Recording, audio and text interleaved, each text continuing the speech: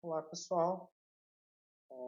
Dando continuidade nessa sequência de vídeos da playlist, na realidade esse vídeo ele é praticamente um introdutório, fazendo um breve apanhado teórico sobre a eficiência em cromatografia e, na realidade, o que está relacionado com a eficiência e alguns outros parâmetros que influenciam de fato naquilo que nós desejamos ao usar uma técnica cromatográfica, que é a separação de diferentes compostos. E para isso eu acho que é importante ter uma introdução a esse assunto. É lógico que eu não vou ficar dando uma aula aqui de teoria cinética na cromatografia, não vou detalhar nada, mas eu quero pegar alguns pontos e deixar claros esses pontos para você nesse vídeo, né, para vocês nesse vídeo, para que então vocês possam no vídeo seguinte entender um pouco mais a importância e por que existe essa grande preocupação sobre a eficiência e outros fatores que afetam a separação cromatográfica. É importante entender alguns desses pontos primeiro. Se vocês chegaram nesse vídeo diretamente por alguma sugestão do YouTube, se vocês pegarem os primeiros vídeos, eu estou gravando esse conteúdo especificamente para um curso, para uma disciplina no Instituto de Química de São Carlos, da USP, porém eu achei que seria interessante disponibilizar esse conteúdo também amplamente por meio do meu canal aqui do YouTube. Então, se vocês chegaram nesse vídeo por alguma sugestão do YouTube, olhem na descrição desse vídeo, porque eu vou deixar a playlist que contém desde o primeiro vídeo nessa sequência sobre o assunto e também algumas sugestões de artigos relacionados sobre esse tema. Então prestem atenção. E outras, se tiverem interesse nesse tipo de conteúdo, podem se inscrever. Se gostarem do conteúdo, clica no curtir que ele vai para mais gente. E compartilhem também esse conteúdo com outros colegas se acharem isso interessante. Então, indo diretamente ao assunto, eu coloquei esse tema de efeito do hardware e eficiência, e na realidade eu vou falar pouco sobre a parte de hardware nesse vídeo, mais no vídeo seguinte, mas eu preciso destacar para vocês claramente o que é a eficiência, com que a eficiência cromatográfica está relacionada, defini-la claramente, sem entrar demais na teoria, destacar os outros papéis que estão relacionados com a eficiência. E aí é para isso que eu montei esse vídeo de maneira bem direta. Então, o que acontece?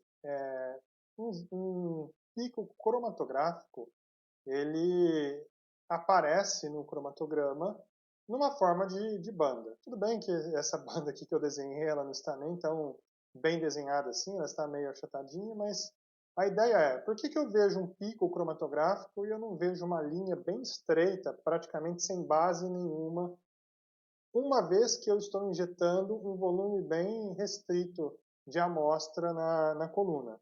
Então, eu injeto um volume pequeno, eu espero que os componentes daquela mistura sejam separados. E a hora que eu vou lá coletar essa resposta no detector, essa resposta vai aparecer no formato de um cromatograma com vários picos. E a eficiência, ela está nada mais, nada menos relacionada com o quão alargados esses picos eles são em relação ao tempo de retenção. Então, um pico, se ele demora bastante para sair da coluna, ele fica bastante retido. E embora esse processo seja demorado, ele continue bastante estreito, significa que aquele sistema como um todo, inclusive a coluna, ela tem uma eficiência bastante alta, ou seja, ela alarga pouco o pico cromatográfico.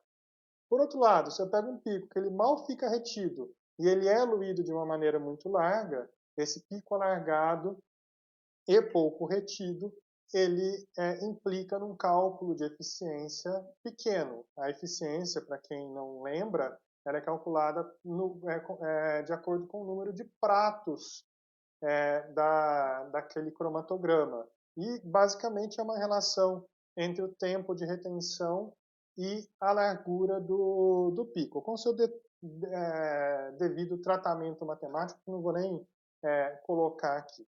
Ok, mas o porquê que ocorre esse alargamento? Bem, esse alargamento ele se dá por uma série de fatores. Ele é descrito na teoria cinética. Eu não estou dando uma aula aqui sobre teoria da cromatografia, só estou elencando, mas são vários os efeitos. Então, essa equação ela mostra a contribuição desses diferentes efeitos em uma coluna cromatográfica. Essa equação é bem genérica, ela é chamada de equação de Van Ginter, e ela tem três termos. Na realidade, o termo A, o termo B e o termo C não é simplesmente um número sozinho. Eles vêm, na realidade, de uma série de componentes que influenciam nesses valores. Mas, basicamente, eles podem ser calculados na forma da contribuição dos múltiplos caminhos, da difusão molecular que os analitos vão sofrer ao longo desse processo e da transferência de massa. Eu até gostaria de entrar nesses detalhes, mas aí o vídeo vai ficar longo, vai fugir do escopo. E o μ que aparece aqui, com essa barrinha em cima, é a velocidade linear média da fase móvel, que eu posso calcular de maneira média, sabendo qual que é o tempo de retenção de um composto não retido, que significa o tempo que a fase móvel leva do ponto de injeção até chegar no detector, e aí se eu sei o comprimento da coluna, divido o comprimento da coluna, que é o L, por esse tempo que um composto demora para sair do injetor até chegar no detector. Como que eu meço o tempo que a fase móvel sai de um ponto e chega no outro? Eu injeto um composto que não é retido. Então esse composto ele vai ser levado pela fase móvel, atravessa a coluna sem interagir com a coluna e chega no detector. Então ele é registrado esse tempo chamado Tm, porque é o tempo da fase móvel. Algumas pessoas confundem esse m como tempo morto, mas por algumas razões não é o termo mais apropriado. Como eu disse para vocês, o termo A, o termo B e o termo C, que é tudo isso aqui, eles dependem de uma série de fatores e isso depende do tipo de cromatografia. Se cromatografia é gás, cromatografia líquida, inclusive essa equação ela tem variantes, então não é somente a equação de Van Ginter, existe uma série de outras equações. Eu coloquei essa equação aqui só para descrever um pouquinho para vocês. Mas isso significa que se nós fizermos um gráfico variando a velocidade linear média, ou seja, trabalhando com o fluxo na coluna, esse gráfico geralmente ele tem um máximo, ele passa por um mínimo e ele volta a um valor máximo. E esse menor valor aqui é onde a altura do prato é mais baixa, significa o máximo de eficiência. E quanto mais baixo esse valor de H, mais alta é a eficiência cromatográfica. Porém, não é só a eficiência que nós desejamos em cromatografia. Eu vou mostrar para vocês com uma breve simulação que a eficiência sozinha ela não resolve nada. E aí o que nós precisamos para ter uma devida separação cromatográfica é a associação de três fatores. Inclusive, a gente às vezes chama essa equação de equação mestra da resolução. Então, muito se fala de eficiência. Há um sentido em si querer uma alta eficiência, porque ela é uma das que mais ajuda, principalmente quando os outros fatores já estão nos seus limites. E a eficiência, de fato, ela pode ser melhorada ou ela pode ser facilmente perdida por uma série de problemas. Mas é bom lembrar que o que nós desejamos numa separação cromatográfica, como o próprio nome diz, é uma técnica de separação, é uma boa separação entre os picos. E o que mostra de maneira calculada essa separação é a resolução. O cálculo que diz se um pico está bem resolvido, bem separado, ou seja, bem resolvido do outro, é o cálculo da resolução. Essa equação relaciona matematicamente os três fatores, mas existe inclusive uma outra equação para cálculo de resolução olhando para o cromatograma. Então, se eu tenho dois picos vizinhos, eu posso ver a distância entre os dois picos, ou seja, a diferença no tempo de retenção, e o quão alargados a base desses picos é. Picos mais estreitos e com tempos maiores de distância entre eles, tem uma resolução maior. Se os picos estão mais próximos, ou se as bases estão muito largas, de maneira a eles começarem a se sobrepor e não ficarem, como o próprio nome diz, bem resolvidos, isso significa que o cálculo dessa resolução vai piorar. Então, existe a forma de calcular direto pelo cromatograma, mas aqui esse equacionamento dessa equação mestra ele é muito interessante, porque ele mostra como a eficiência influencia a resolução, como a seletividade influencia a resolução e como a retenção, ou seja, a afinidade dos analitos pela fase estacionária influencia nessa resolução. Começando pelo mais óbvio, que é a retenção, a afinidade pela fase estacionária. Um composto não retido, um composto que não interage com a fase estacionária, ele não pode ser separado. Então, para que ocorra a separação entre compostos, pelo menos um deles, ou o par, tem que interagir suficientemente com a fase estacionária para que eles possam começar a ser separados. Mas não basta interagir com a fase estacionária, eles têm que interagir com a fase estacionária, ter esse equilíbrio, fase estacionária, fase móvel e analito, de maneira seletiva, que aí é o segundo parâmetro, que é a seletividade. Então, além de interagir com a fase estacionária, a depender da composição da fase móvel, esses analitos que eu quero separar, eles têm que interagir em proporções diferentes, para que um analito fique mais retido e outro fique menos retido naquelas condições. É isso que mede a seletividade, a maior ou menor preferência diferencial que os analitos entre si vão apresentar pela fase móvel. Então, esse alfa, que é a seletividade, é sempre calculado por um par de compostos. E aí, quanto mais distante for o tempo de eluição entre esses compostos, maior o valor do alfa. Então, tem uma fórmula para calcular o fator de retenção, tem uma fórmula para calcular essa seletividade, que é o alfa. Também, como eu já tinha dito, tem uma fórmula para calcular a eficiência, que é o número de pratos. O que importa nesse caso é que esses termos são, primeiro, multiplicativos. Eu tenho que ter os três. Se um deles não acontecer, eles acabam com a resolução como um todo. Então, se eu anular um termo, eu anulo a separação. Se eu não tenho interação, eu não tenho separação. Se eu não tenho seletividade, eu não tenho separação. Se a eficiência é muito ruim, eu também não tenho uma boa separação, não importando se os outros parâmetros estejam adequados. Então, eu dependo da combinação dos três. E cada um dos três varia de uma forma diferente com o seu aumento ou a sua diminuição.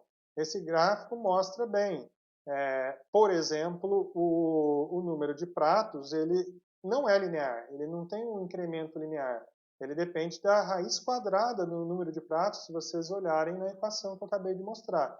Então, no começo, o número de pratos ele tem uma contribuição maior, depois essa inclinação muda um pouquinho, mas aí ela se mantém praticamente constante em proporção a essa raiz de n.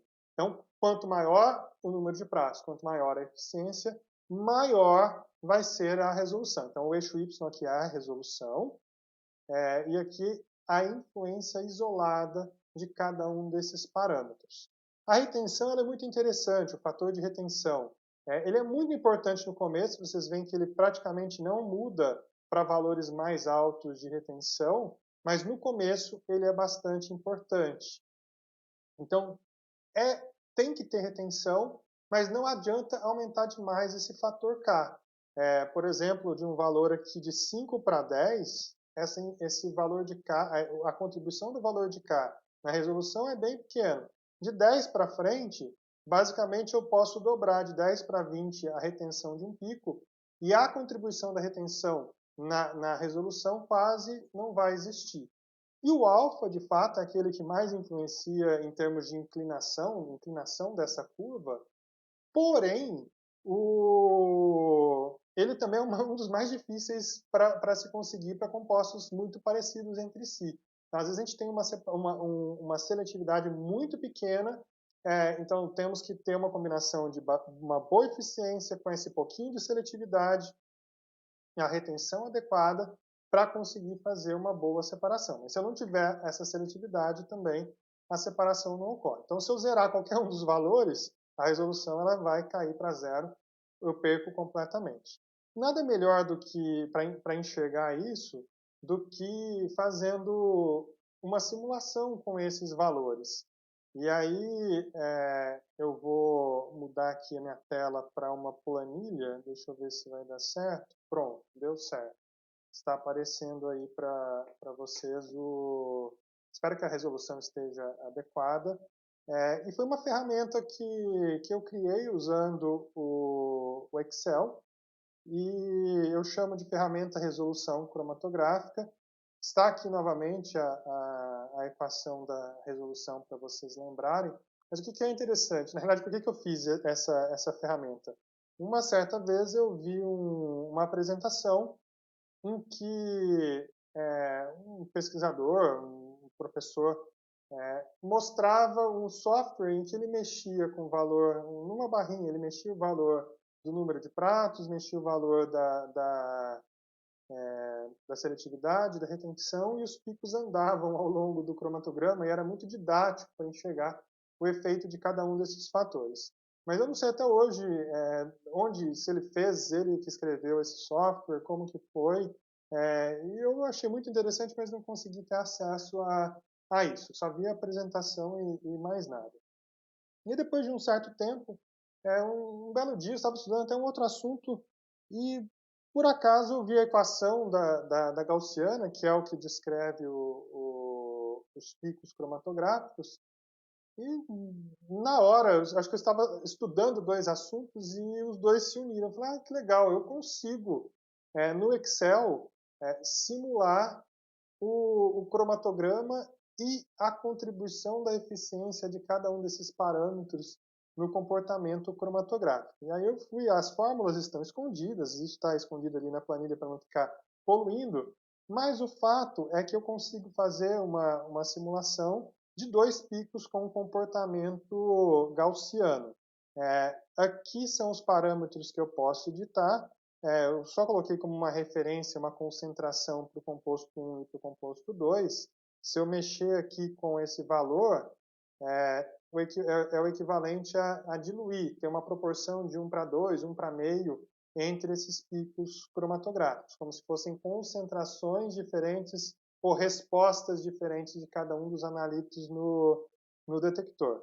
Inclusive, interessante ver que se eu coloco exatamente a mesma concentração, as alturas mudam, porque o pico mais retido ele fica mais alargado e, consequentemente, a área sob a curva é a mesma, mas a concentração do analito no topo do pico é um pouco menor. Então, a resposta, digamos que seja um detector UV visível, da lei de Beer lá no topo do pico, para uma concentração um pouco mais baixa, ela vai ser uma resposta um pouco mais baixa. Então, isso é normal, mesma concentração, os mais retidos mais baixos e mais alargados. A área sob a curva é para ser a mesma, se eu fizer a integração desses picos.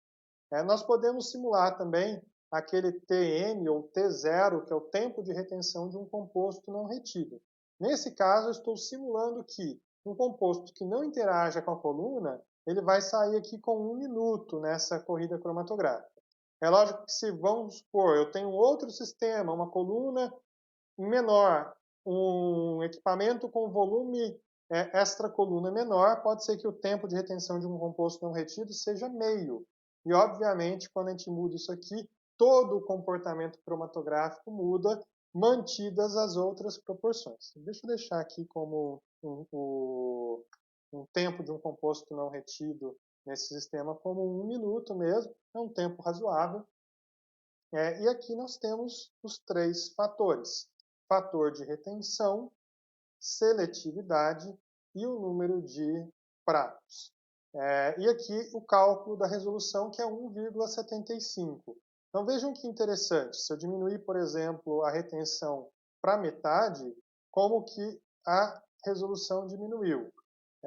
Voltar aqui para 4, se eu for para 8, esse valor vai aumentar, mas vejam que ele já não aumenta tanto. Se eu colocar aqui 16, eu só vou ter que tomar cuidado, que acho que o pico desapareceu. Deixa eu diminuir o tempo de um composto não retido de volta para meio e vou trabalhar nessas condições.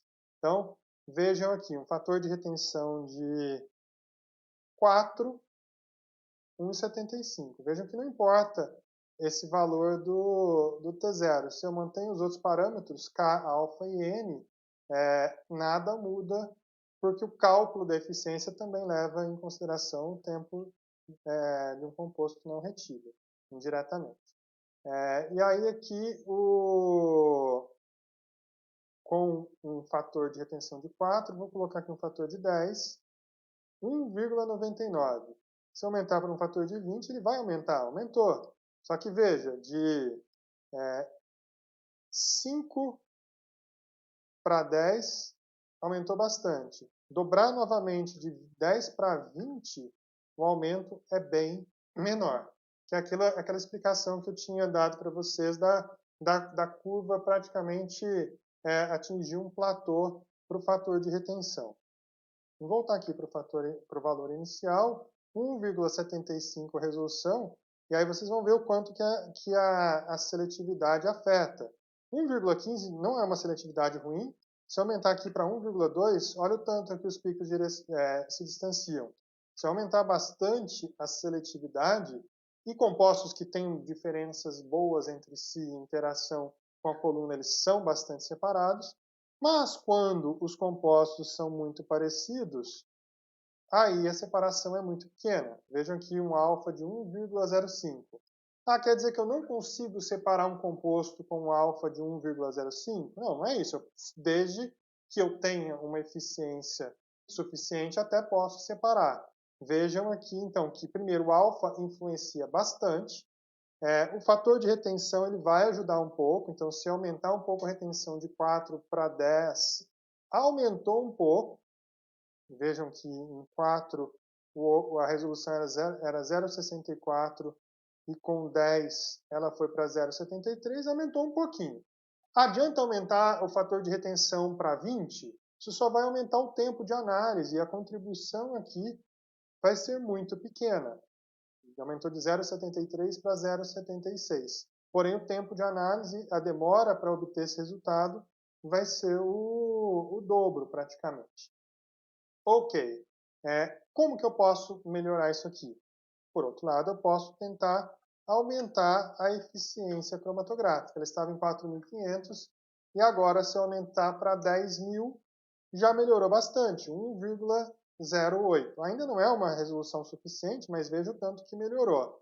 Vamos supor, e existem hoje colunas com 20.000 pratos, se ela vai ser suficiente. Para muitas aplicações, 1,5 de resolução é suficiente. Então, uma coluna de 4.500 pratos não resolveria, mas uma coluna de 20.000 pratos nas mesmas condições já serve para resolver cromatograficamente esses picos. Por isso que a eficiência ela é tão desejada e o prejuízo na eficiência, vamos supor que eu tenho essa coluna que dá 20.000 pratos.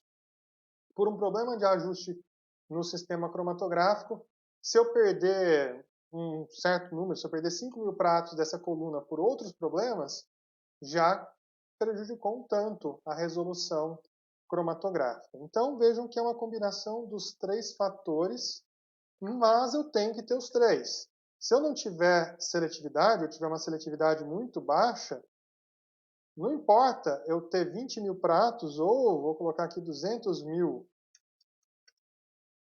Mesmo assim, os picos estão extremamente estreitos, 200.000 pratos, é um absurdo. Mas a seletividade, se ela for pequena, eu não tenho uma boa resolução. Se eu aumentar um pouquinho a seletividade aqui, aí essa separação já começa a ficar melhor. Está até difícil de enxergar, talvez se eu aumentar a retenção aqui. Agora ficou um pouquinho mais fácil, 1,01, 1,02, já separou bastante, 1,03. Mas eu tenho que ter um mínimo. Se ela for 1, nesse caso, significa sem seletividade, significa 0 de resolução. Então, eu vou colocar um pouquinho de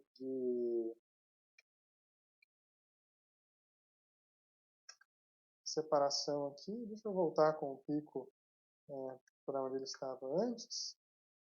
Retenção é a mesma coisa. 10 de retenção, ok, separa. Olha, eu tenho muitos pratos aqui. 5 de retenção, separa bastante também. Vejam que a seletividade é alta. 2 ainda separa. Mas se eu for diminuindo muito essa retenção para um valor próximo de 0, nesse caso, quanto é que eu estou com 200 mil pratos? Também é um absurdo. Deixa eu diminuir aqui para 20 mil pratos, que já é uma eficiência muito boa. Vejam que 0,2 de resolução eu já não tenho uma boa separação. Está difícil enxergar. Deixa eu aumentar um pouco o tempo de retenção aqui do composto não retido, porque está tudo muito próximo do tempo de um composto não retido. Agora ficou mais fácil de ver. Um fator de retenção de 0,5, um fator de retenção de 0,2. Ou seja, se eu não tenho retenção, praticamente tudo sai no tempo de um composto não retido ali e eu não tenho separação. E não adianta também, logicamente, se eu tiver aqui uma boa retenção, está muito alto aqui, uma boa retenção, uma boa seletividade, se eu tiver um número de pratos muito pequeno. Então, eu vou diminuir gradativamente aqui, 10 mil pratos, 5 mil pratos, 2.500 pratos. Vejam que o pico vai ficando mais alargado. O tempo de retenção não muda porque o alfa não mudou. A distância entre os dois picos não muda porque o alfa não mudou. A retenção dos picos não muda porque o fator de retenção não mudou. Então vejam que o alfa muda a posição de um pico em relação ao outro. O fator de retenção muda a posição dos dois picos mais ou menos retidos. E o número de pratos, ele muda a largura da base do pico em relação àquela retenção que ele tiver. Então, se eu manter retenção, mas muda a eficiência, o pico tem que ficar mais estreito ou mais largo. Se eu colocar aqui, por exemplo, 1.000 pratos, olha como prejudicada ficou a retenção. Uma coluna de 500 pratos, uma coluna que não está funcionando, ela não separa nada. Nas mesmas condições, uma coluna boa, não precisa ser uma coluna excelente de altíssima eficiência, uma coluna de 5.000 pratos, ela já consegue fazer separação. Ficou um pouco longa essa interação com essa ferramenta, mas eu acho que ela é excelente para didaticamente mostrar o efeito do alfa, o efeito do N e o efeito do K, seletividade, número de pratos, ou seja, eficiência e fator de retenção, afinidade pela coluna, interação com a coluna, com a fase estacionária, sobre a resolução cromatográfica, que é de fato aquilo que a gente quer comprar na cromatografia. Eu gosto de usar esse termo, inclusive, porque um professor bem famoso, já falecido, num congresso de cromatografia, usou essa expressão uma vez e me marcou bastante. Ele fala, na cromatografia a gente quer comprar a separação entre os compostos, e aquilo que a gente paga é o tempo. Quanto mais tempo eu der, mais eu consigo separar. Pode ter uma mistura que eu não consigo separar em 1 minuto, mas se eu tiver 1 hora, eu consigo separá-la numa condição apropriada. Então, o que eu quero comprar é a separação entre compostos, e a moeda que eu pago em última instância é o tempo, até porque chega uma hora que eu não consigo mais aumentar a eficiência, eu não consigo mais aumentar a seletividade, ou quando eu mexo nessas, eu mexo na retenção também. E o que eu posso fazer, eu não consigo aumentar intrinsecamente a eficiência para uma coluna de um certo tamanho. Como que eu faço? Eu já cheguei no máximo no estado da arte da coluna. O que eu posso fazer é aumentar o número de pratos aumentando o comprimento da coluna. Mas se eu aumento o comprimento da coluna, eu vou aumentar o tempo de retenção de um composto. E aí o preço que eu pago é o tempo de análise. Então, em última instância, a moeda que eu pago para uma boa separação é o tempo da análise. Espero que tenha sido interessante, na realidade, para introduzir a questão dos problemas de hardware sobre a eficiência cromatográfica, mas eu precisava desse preâmbulo, que acabou ficando até um pouco longo, em que eu falo um pouquinho, sem aprofundar na teoria, mas explicando um pouquinho a eficiência de cada um desses parâmetros. Espero que vocês tenham gostado, espero que tenha sido didático e compartilhem esse esse material com quem vocês acharem interessante. Até o próximo vídeo.